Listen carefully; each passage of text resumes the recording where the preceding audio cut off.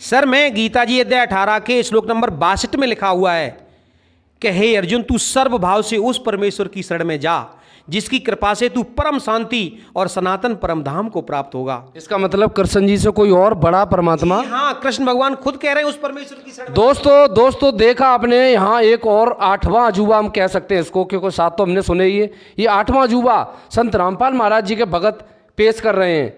ये कह रहे हैं कृष्ण जी से भी बड़ा कोई भगवान एक और विराजमान है। इन लोगों का ये मानना है, मानना क्या है, ये तो दावा ही कर रहे हैं कि भागवत कथा को सुनने से धुंधकारी की प्रेत योनि छूट गई थी। आपका क्या कहना है? ये तो कृष्ण जी को इष्ट बता रहे हैं, यानी कृष्ण जी की भक्ति से भी जीव का मोक्ष संभव नहीं है। नहीं है। वो खुद कह रहे हैं कि अर्जुन तेरे और मेरे बहुत जन्म हो चुके हैं। इससे सिद्ध होता है कि जब कृष्ण और अर्जुन का उनका ही मोक्ष नहीं हुआ है तो हमारा और इन लोगों का कैसे हो सकता है श्रीमद् भागवत कथा सुनने से। तो सर एक बात और चलते चलते आप हमें बताते चलें। जी सर। वो हमें मोक्ष का मार्ग हमारे दर्शकों तक ये बात हमें पहुंचानी है। जी। वो मोक्ष हम किस भगवान की भक्ति से प्राप्त कर सकते हैं? सर बहुत अच्छा आपने प्रश्न किया है, मैं आपका धन्यवाद देना चाहूँगा। और मीडिया का काम भी यही होता है कि आम जनता तक जो भक्त समाज आज मरा भ्रमित है उनको सच्चाई बताना।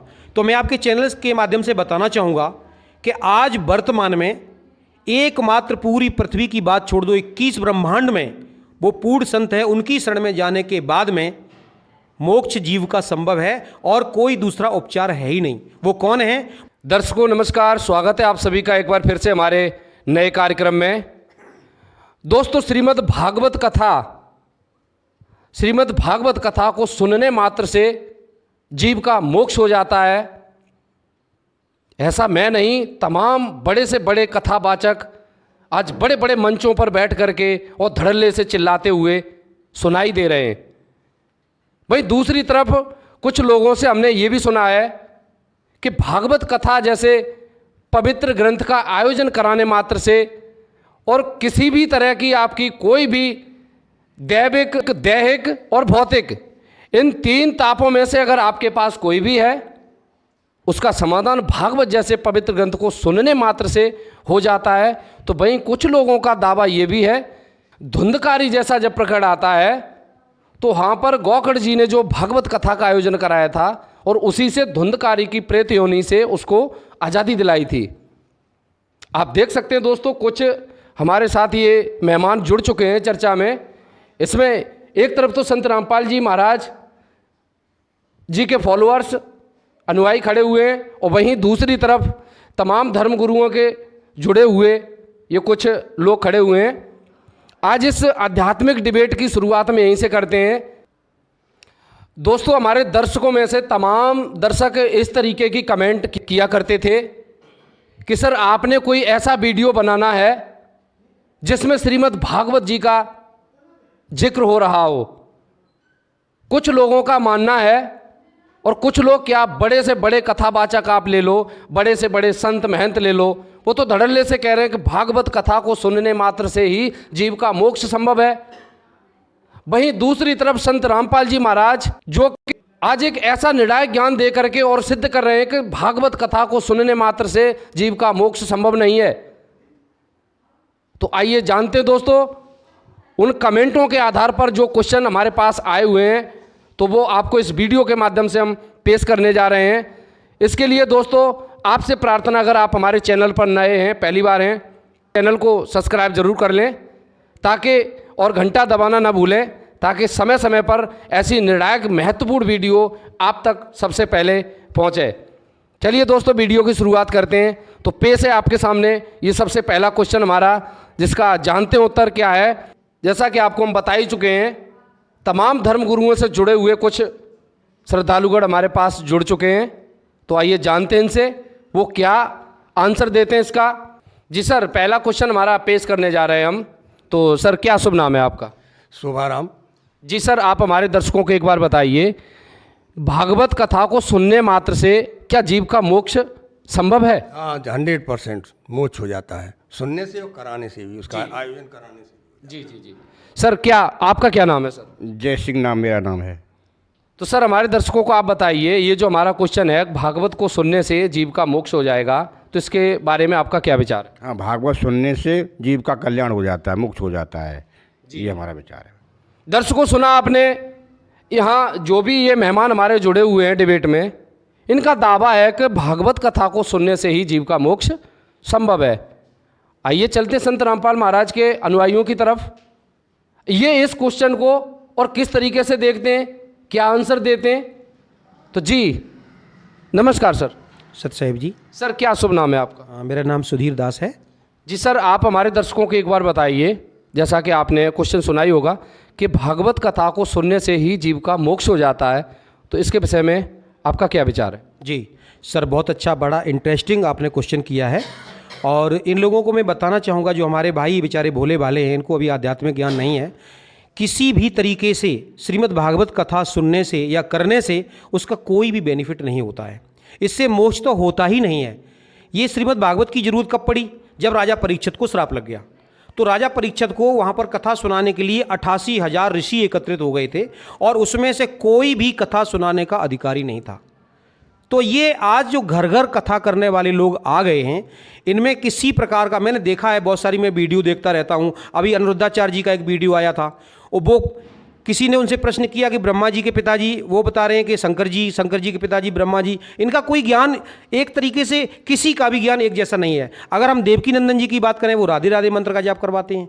यानी श्रीमद् भागवत कथा करने से कोई भी लाभ नहीं होता है। इसका हमारे सदगुरुदेव जी प्रमाण सहित ये बताते हैं कि जो धार्मिक अनुष्ठान करवाए जाते हैं उसके लिए पहले हमें उस पूर्ण संत की शरण में जाना पड़ेगा, जो गीता जी अध्याय 4 के श्लोक नंबर 34 में वर्णन किया हुआ है। तो मैं आपके चैनल के माध्यम से हमारे भाइयों को बताना चाहूँगा कि ऐसे कथा भागवत कराने से कोई भी लाभ नहीं होता है। गीता जी अध्याय 4 के श्लोक नंबर 32 में लिखा हुआ है कि हे अर्जुन, द्रव्यमय यज्ञ की अपेक्षा ज्ञान यज्ञ श्रेष्ठ है। तो पहले ये पता हो जाना चाहिए कि क्या करना चाहिए, क्या नहीं करना चाहिए। ऐसे उसका मोक्ष जीव का नहीं होता है। ये श्रीमद् भागवत कथा करने से कोई भी लाभ नहीं होता है।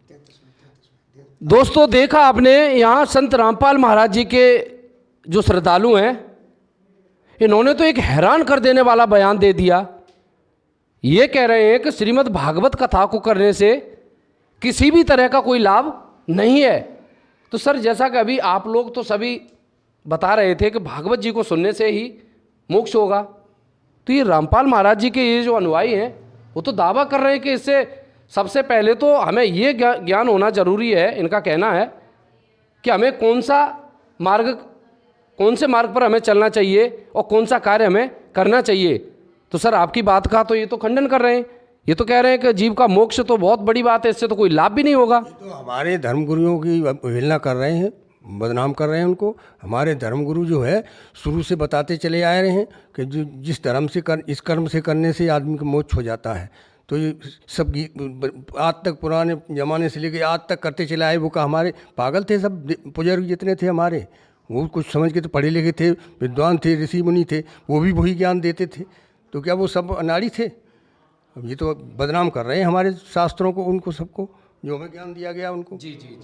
जी सर, ये बहुत बड़ी एक अचंभे वाली बात कर रहे हैं। ये कह रहे हैं कि संत रामपाल जी और उनके अनुयायी हमारे धर्मगुरुओं की अवहेलना कर रहे हैं, उनको बदनाम करने की कोशिश कर रहे हैं।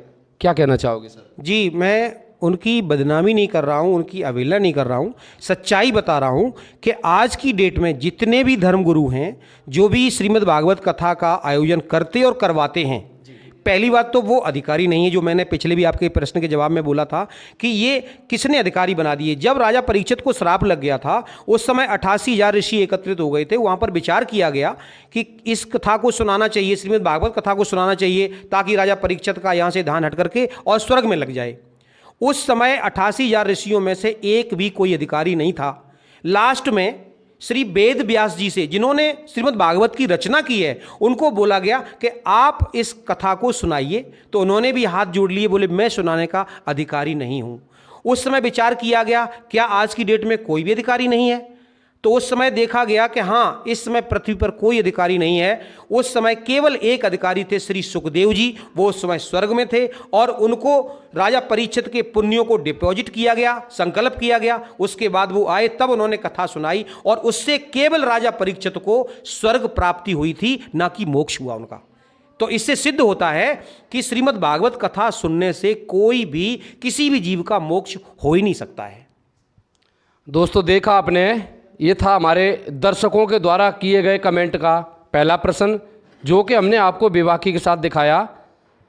चलिए दूसरे प्रश्न की तरफ बढ़ते हैं और जानते हैं कि क्या भागवत जी को सुनने से धुंधकारी जी का मोक्ष हो गया था।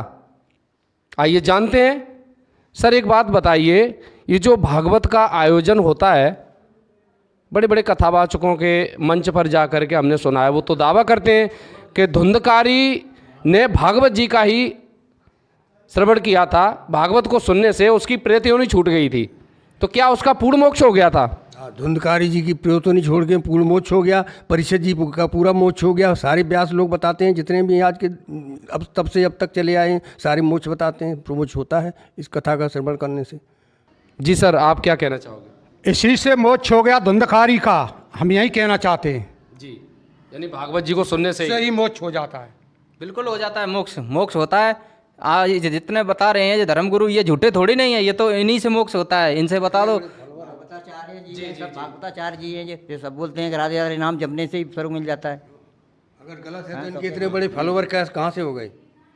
यानी दर्शकों देखा आपने, यहाँ से लेकर के यहाँ तक ये जो भी भगत लोग खड़े हैं, इनका दावा है कि इनके गुरु लोग जो ज्ञान दे रहे हैं और जो भागवत को सुना रहे हैं, उसी से मोक्ष संभव है। और ये सर जैसा कभी बता रहे थे कि धुंधकारी जी की प्रेत योनि भी छूट गई थी, यानी मोक्ष हो गया था।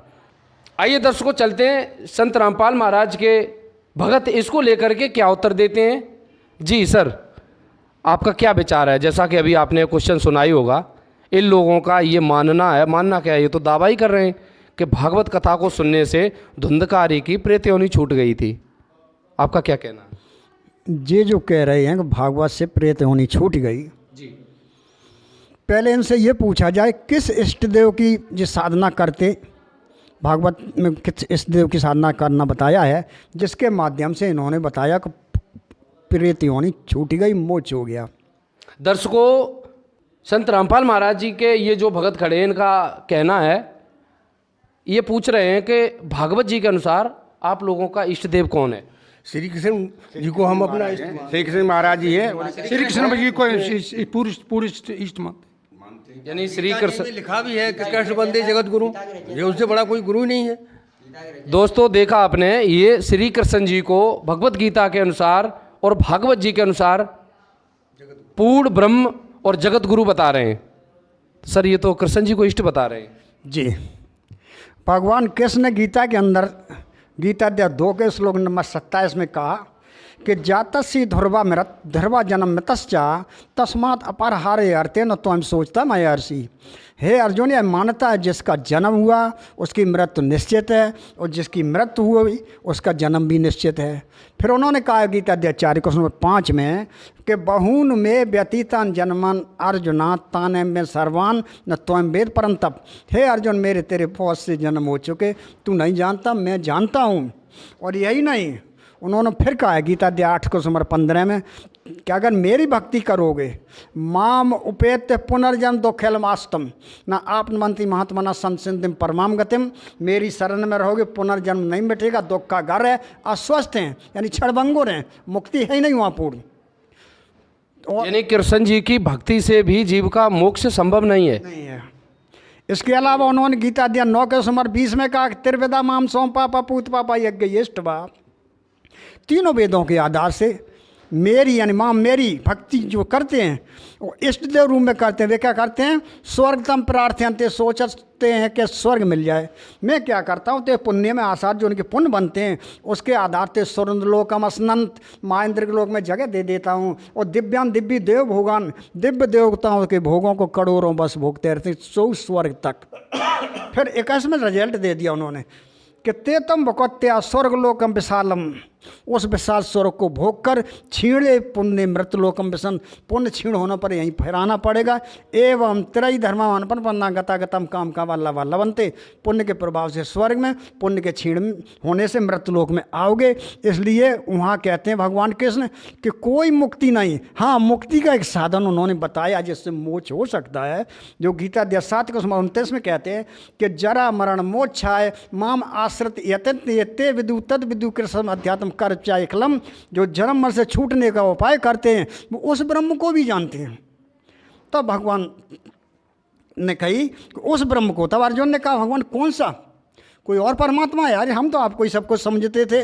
तो उन्होंने कहा गीता दे 8 के समर पहला में कि किम तद ब्रह्म किम अध्यात्म किम कर पुरुषोत्तम अद्भुता चाकम प्रोक्तम अधिदेवम कम उच्चते। हे भगवान, वह ब्रह्म क्या है, अद्भुत क्या है, अधिदेव क्या है, किसको आखिर किसकी साधना करें। तो भगवान कृष्ण ने रिजल्ट दे दिया है भगवान के गीता दिया 8:3 में, अक्षरम ब्रह्म परमम स्वभाव अध्यात्म उच्चते भूतभाव धरकर विसर्गा कर्म संचिता। उस जो है पूर्ण मोक्ष के लिए आपको परम अक्षर ब्रह्म की खोज करनी पड़ेगी। तो परम अक्षर ब्रह्म कौन है, वो इसके लिए भगवान कृष्ण ने इसके लिए उपाय बता दिया है। पहले तो अर्जुन ने पूछा सो भगवान कितने ब्रह्म में, तब उन्होंने कहा गीता अध्याय 15 के श्लोक नंबर 16 में कि दौ अमऊपर से लोके छरा चरा ये बचा छरा सर्वान भूटान कूटा तछरा उच्चते। इस संसार में नाशमान 2 और अविनाशी 2 प्रकार के भगवान। फिर उन्होंने बताया गुरुदेव हमारे सदगुरु गुरुदेव मान रामपाल महाराज ने जो बताया हमको कि उत्तम प्रसाद अन्य परमात्मा एक उदारता एक लोकत्र में अभ्यस्वब्दी अव्ययसुरा। उत्तम भगवान कोई इन दोनों से अलग है, जो वास्तव में पूजा के काबिल है, उसी से मोक्ष संभव है। जी सर, क्या कहना चाहोगे? सर मैं ये कहना चाह रहा हूँ कि जो हमारे भाई ये लोग कह रहे हैं कि हमारा कृष्ण भगवान ही इष्ट है, इनको सबसे बड़ी बात तो ये कि अभी आध्यात्मिक ज्ञान कुछ भी नहीं है। इन्हें पता ही नहीं है, जब कृष्ण भगवान खुद कह रहे हैं कि अर्जुन तेरे और मेरे बहुत जन्म हो चुके, उसी इनके हिसाब से जो गीता का ज्ञान जो कृष्ण भगवान ने बोला है, हालांकि कृष्ण ने गीता का ज्ञान नहीं बोला है, वो खुद कह रहे हैं कि अर्जुन तेरे और मेरे बहुत जन्म हो चुके हैं। इससे सिद्ध होता है कि जब कृष्ण और अर्जुन का उनका ही मोक्ष नहीं हुआ है, तो हमारा और इन लोगों का कैसे हो सकता है श्रीमद् भागवत कथा सुनने से। दर्शकों, ये तो वास्तव में एक हैरान कर देने वाला बयान एक फिर से दे रहे हैं संत रामपाल महाराज जी के भगत। ये कह रहे हैं कि जब कृष्ण का और अर्जुन का तक मोक्ष नहीं हुआ है, तो हम आम जीव की क्या औकात है। तो सर एक बात और चलते चलते आप हमें बताते चलें, वो हमें मोक्ष का मार्ग हमारे दर्शकों तक ये बात हमें पहुंचानी है, वो मोक्ष हम किस भगवान की भक्ति से प्राप्त कर सकते हैं। सर बहुत अच्छा आपने प्रश्न किया है, मैं आपका धन्यवाद देना चाहूँगा। और मीडिया का काम भी यही होता है कि आम जनता तक जो भक्त समाज आज मरा भ्रमित है, उनको सच्चाई बताना। तो मैं आपके चैनल्स के माध्यम से बताना चाहूँगा कि आज वर्तमान में एकमात्र पूरी पृथ्वी की बात छोड़ दो, 21 ब्रह्मांड में वो पूर्ण संत है, उनकी शरण में जाने के बाद में मोक्ष जीव का संभव है और कोई दूसरा उपचार है ही नहीं। वो कौन है? वो है परम संत संत शिरोमणि जगत गुरु तत्वदर्शी संत रामपाल जी महाराज। वो एक ऐसे एकमात्र संत हैं जिन्होंने सभी सदग्रंथों को खोल खोल करके दिखाया है, हमारे समक्ष किया है, और उन्होंने ये सिद्ध कर दिया है कि मोक्ष मार्ग शास्त्र अनुकूल भक्ति करने से होता है। राधे राधे या कृष्ण कृष्ण ओम नमः शिवाय जपने से कोई किसी का मोक्ष नहीं होता है। और इन भाइयों को पता नहीं है, ये कह रहे हैं कि धुंधकारी का मोक्ष हो गया, वो प्रेत योनि से तो छूट गया, लेकिन फिर 84 लाख में चला गया, मोक्ष कहाँ हुआ? इन्हें अभी यही पता नहीं है मोक्ष कहते किसे हैं। पूछो इनसे जरा क्या होता मोक्ष, पूछिए भाई। बात तो काबिले तारीफ है दर्शकों कि ये कह रहे हैं, ये सर कह रहे हैं कि ये मोक्ष होता क्या है। भाई मोक्ष हम किसको माने? भागवत के सुनने से और करने से मोक्ष प्राप्त हो जाता है, छूट जाता है, दोबारा जन्म नहीं होता आदमी का। मोक्ष जी सर, आपके हिसाब से मोक्ष किसे कहते हो? स्वर्ग में चले जाते हैं, वही मोक्ष होगा। यानी स्वर्ग में जाना मोक्ष हो जाता है। श्री कृष्ण का भी जन्म नहीं हुआ, वो काम वो तो जन्म हुआ नहीं, जन्म वो भी अजन्मा है। यानी श्री कृष्ण जी अजन्मा है। अभी ये तो संत रामपाल जी के शिष्य एक श्लोक सुना रहे थे गीता जी का, तो ये तो दावा कर रहे हैं कि उनका तो जन्म मृत्यु होता है। भाई प्रकट दयाला दीन दयाला कौशल्या हितकारी प्रकट हुए, वो कहाँ जन्म हुआ उनका? तो ऐसे ही कहते हैं। भाई सर ये लोग तो भाई ये मानने को तैयार नहीं है। ये दावा कर रहे हैं कि दीन दयाला प्रकट हुए ऐसे करके ये बोल रहे हैं, तो कृष्ण जी का ये जन्म नहीं मानते हैं। जी बिल्कुल।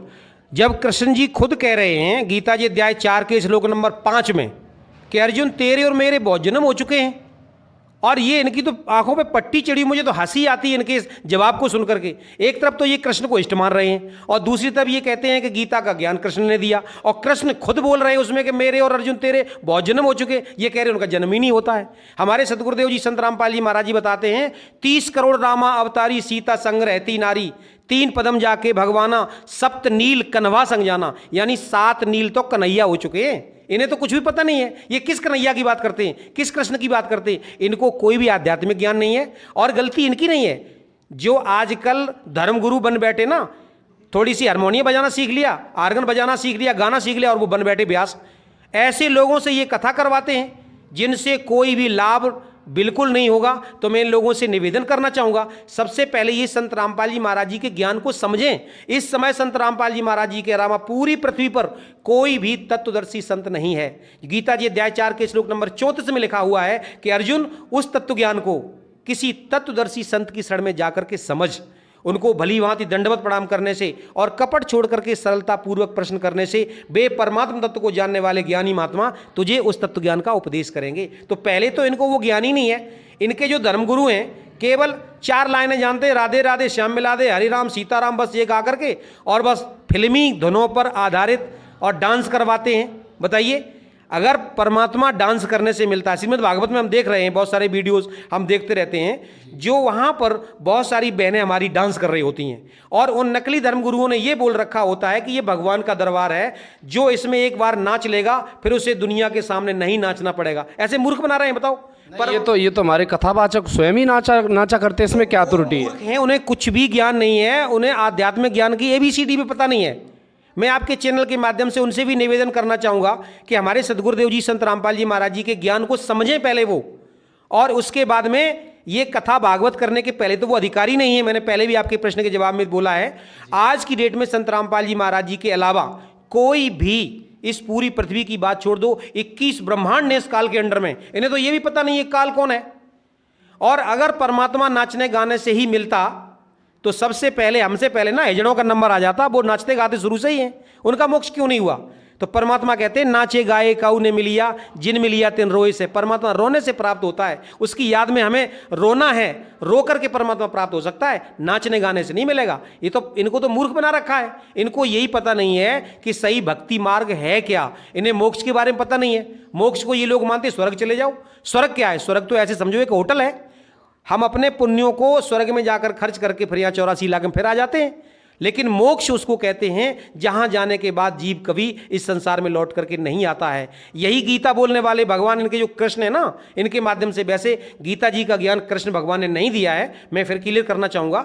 लेकिन हम चलो थोड़ी देर के लिए मान लेते हैं इनकी बात को कि गीता का ज्ञान अगर कृष्ण ने दिया है तो कृष्ण खुद कह रहे हैं गीता जी अध्याय 18 के श्लोक नंबर 62 में कि अर्जुन, सर्वभाव से तू उस परमेश्वर की शरण में जा जिसकी कृपा से तू परम शांति और सनातन परम धाम को प्राप्त होगा। वो कौन है? इनसे पूछो, इन्हें तो पता ही नहीं है ABCD कुछ भी, ना इनके धर्मगुरुओं कुछ भी पता है, पूछिए इनसे। भाई दर्शकों, ये तो वास्तव में ये कुछ प्रमाणिक जानकारी लग रही है। सर, ये आप कौन सा श्लोक बता रहे थे? सर, मैं गीता जी अध्याय 18 के श्लोक नंबर 62 में लिखा हुआ है कि हे अर्जुन, तू सर्वभाव से उस परमेश्वर की शरण में जा जिसकी कृपा से तू परम शांति और सनातन परम धाम को प्राप्त होगा। इसका मतलब कृष्ण जी से कोई और बड़ा परमात्मा? हाँ, कृष्ण भगवान खुद कह रहे हैं उस परमेश्वर की शरण। दोस्तों देखा आपने यहाँ एक और 8वां अजूबा हम कह सकते हैं इसको, क्योंकि 7 तो हमने सुने ही है। ये 8वां अजूबा संत रामपाल महाराज जी के भगत पेश कर रहे हैं। ये कह रहे हैं कृष्ण जी से भी बड़ा कोई भगवान एक और विराजमान है। तो सर, आप लोगों ने कभी सुना था कि कृष्ण जी से भी बड़ा कोई परमात्मा दूसरा भी है? नहीं, हमने नहीं सुना, कोई है ही नहीं। मैंने नहीं सुना कोई है। वो 16,108 रानियों साथ रासलीला करते हैं, वो भगवान नहीं है कोई, साधारण आदमी कर सकता है। कितनी रासलीला की है उन्होंने वृंदावन मथुरा में, देखिए सब। से बड़ा कोई भगवान नहीं है, कृष्ण से कोई बड़ा भगवान नहीं है, कोई भगवान नहीं। जगत गुरु है वो सबसे। भाई ये तो आज संत रामपाल जी महाराज जी के जो भगत बता रहे हैं उसको ये मानने को तैयार नहीं है। अब सर एक बात बताओ, ये तो आप प्रमाण दे रहे हो और इधर से ये लोग आपकी बातों का खंडन कर रहे हैं। ये कह रहे हैं कि कृष्ण जी ने इतनी बड़ी रासलीला करी है और कृष्ण जी से बड़ा तो कोई भगवान है ही नहीं। अब क्या कहना चाहोगे आप इनको?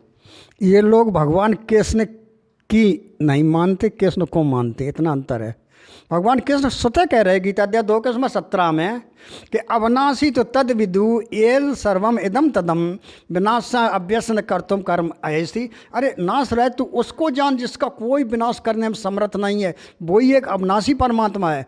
फिर उन्होंने कहा गीता अध्याय 8:20 में कि परा तस्मात् भाव अन्य अव्यक्त अव्यक्त सनातना ऐसा सर्वे भूत नश्यत न विनश्यत। वो परम अक्षर ब्रह्म जो है, यानी क्षर ब्रह्म से भी अलग है, उसका नाश करने में कोई समर्थ नहीं। उन्होंने यहाँ भी बताया। फिर भगवान कृष्ण ने कहा, हमारी गीता जैसे हमारे सदगुरुदेव जी ने बताया, गीता दिया 15 के समाचार 4 में कि ततः पद ततः परमार्थव्यम स्मृ गति नवंते भूया तमय स्वादम प्रसम प्रपत्ति सत्ता प्रस्ता प्राणी।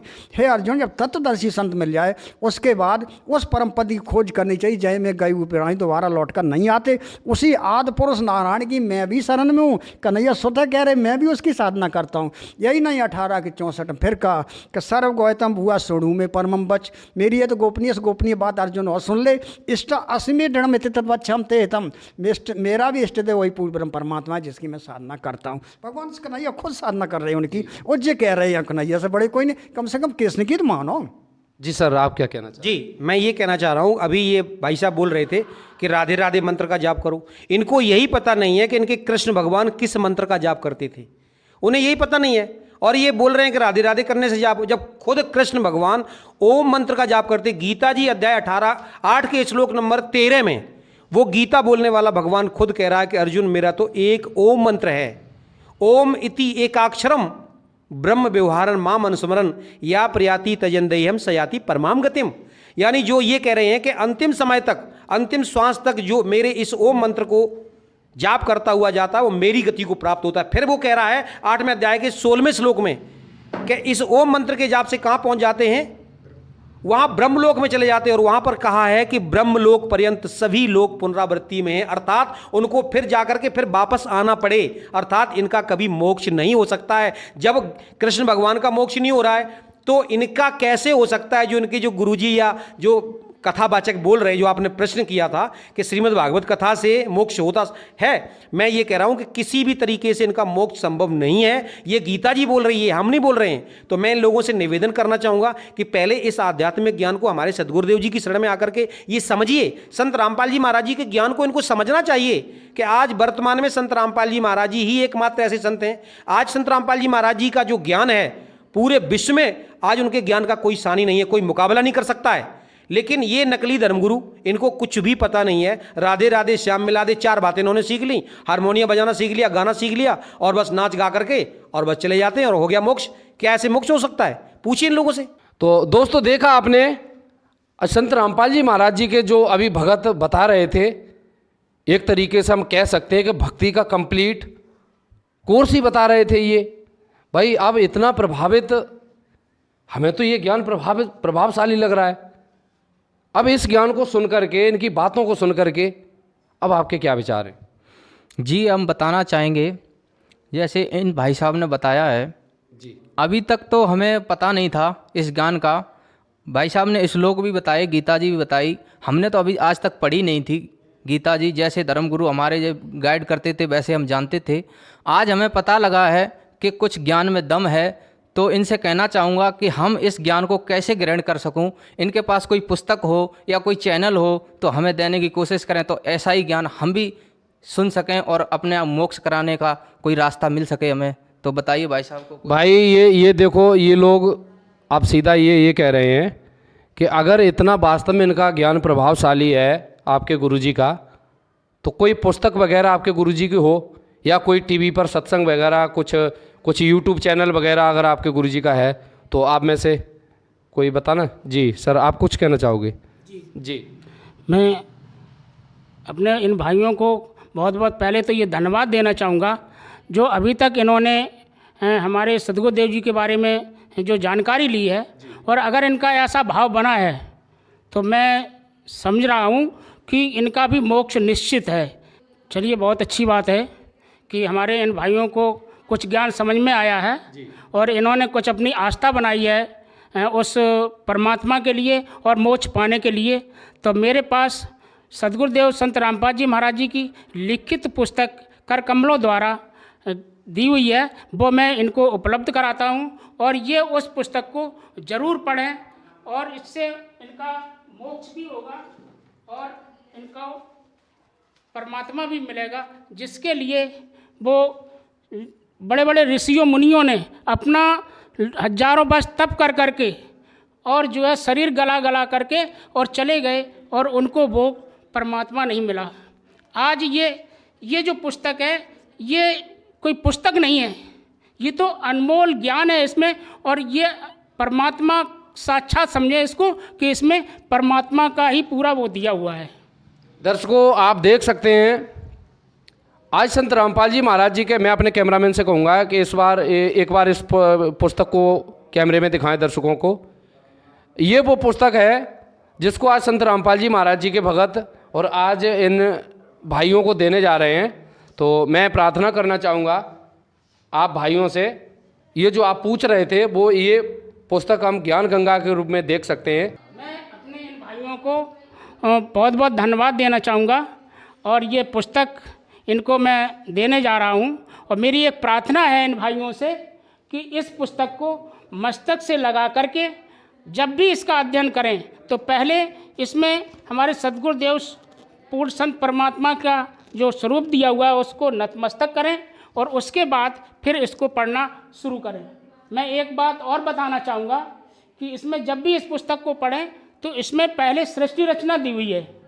मेरी एक प्रार्थना है इनसे, 20 नंबर पृष्ठ पे सृष्टि रचना दी हुई है, उस सृष्टि रचना को पहले पढ़ें, इसके बाद फिर आगे पढ़ना शुरू करें तो एक एक कॉन्सेप्ट आपका क्लियर होता चला जाएगा। और आप अपने सदग्रंथों, जिन सदग्रंथों की अभी बात चल रही थी, पवित्र गीता, श्रीमद् भगवत गीता, जो भी चीज़ें थी उन सभी सदग्रंथों से इसमें इनको प्रमाण भी मिलेगा, तो उसको जरूर प्रमाणित अपना मिलाएं उससे। तो मैं ये पुस्तक देना चाहूँगा। इस पुस्तक में जो ये पवित्र पुस्तक दी हुई है ज्ञान गंगा, इसमें सारे धर्मों के सभी सदग्रंथों से प्रमाणित ज्ञान है। जैसे हिंदू धर्म में पवित्र 4 वेद, पवित्र गीता, 18 पुराण, 6 शास्त्र, 11 उपनिषद, मुसलमान धर्म में पवित्र कुरान शरीफ, ईसाई धर्म पवित्र बाइबल और सिख धर्म में पवित्र गुरु ग्रंथ साहिब, इन सारे धर्मों के सारे सदग्रंथों से प्रमाणित ज्ञान है। तो इसको ज़रूर आप पढ़िएगा। मैं आपका बहुत बहुत धन्यवाद करता हूँ।